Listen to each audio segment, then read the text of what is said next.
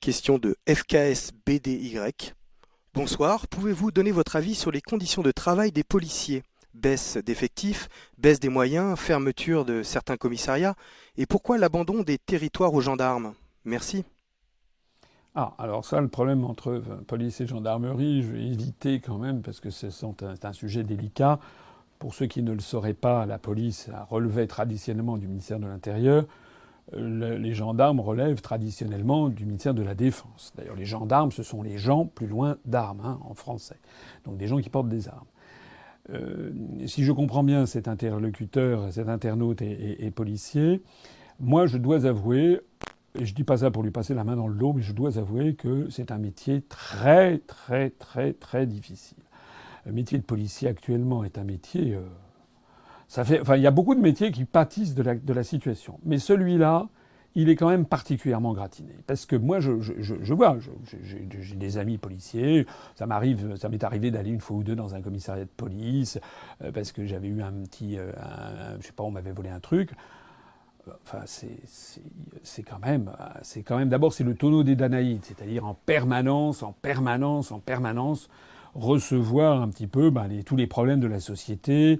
Bon, ça, c'est le premier problème. Deuxièmement, à part quelques commissariats de police qui sont mis en exergue, que l'on montre comme ça à la télé, c'est souvent un petit peu la misère. Bon, avec effectivement des sous-effectifs.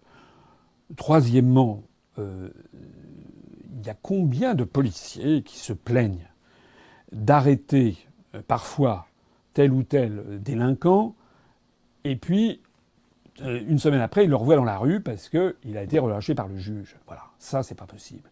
Et imaginez, il faut que tous les Français se mettent à la place des policiers qui font ce travail, ils finissent par arrêter, je sais pas, un petit dealer ou un truc comme ça, et puis ils le retrouvent dans la rue qui le nargue une semaine après. Ça c'est pas possible. Il y a de quoi, je vais être vulgaire, mais il y a de quoi péter un câble.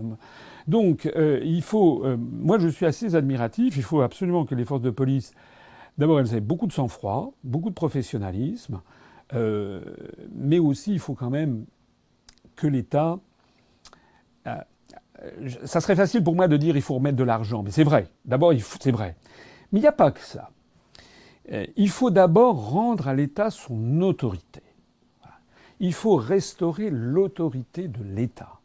Et restaurer l'autorité de l'État, ça commence par le commencement, c'est-à-dire ça commence par le haut de la société, c'est-à-dire par le chef de l'État et par les ministres. Voilà. Il faut...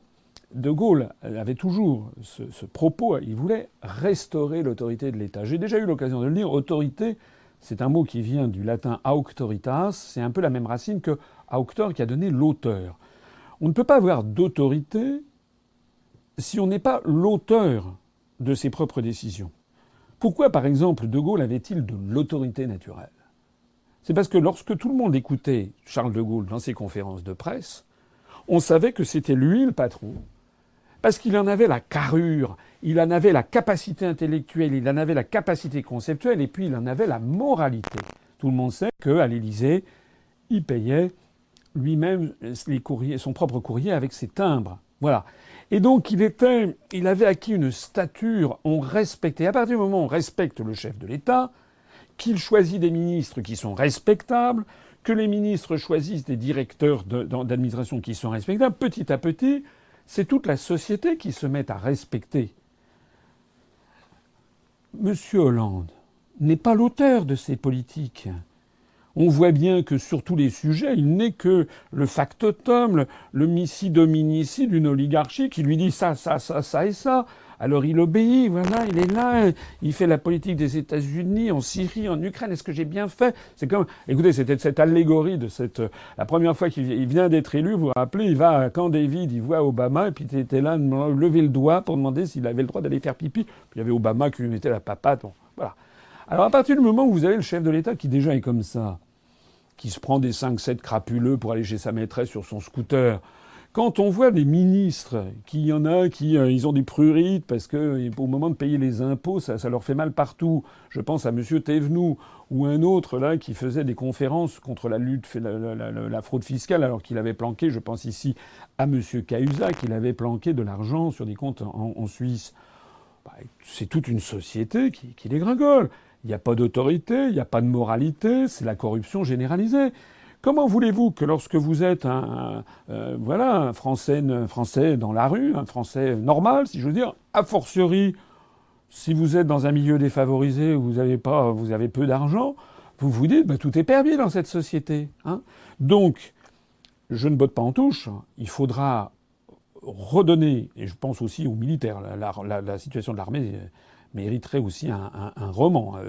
Tellement c'est scandaleux la façon dont l'armée française a été vidée de substance. Il faudra donner un grand effort sur cette question. Mais il n'y a pas que les questions budgétaires, il y a aussi les questions d'autorité, de respect de la fonction. Voilà. C'est toutes les sociétés, toutes les fonctions. On pourrait en dire aussi autant des enseignants. Hein, les enseignants, les policiers, les forces de l'ordre, etc. Dans de nombreux domaines, ce sont des professions qui ont été déconsidérées, notamment par des attaques constantes contre le principe même de l'État républicain. Je rappelle que nous, on veut restaurer un État puissant, un État qui assure l'égalité, la justice sociale. Un État puissant, c'est un État qui, d'abord, se fait respecter.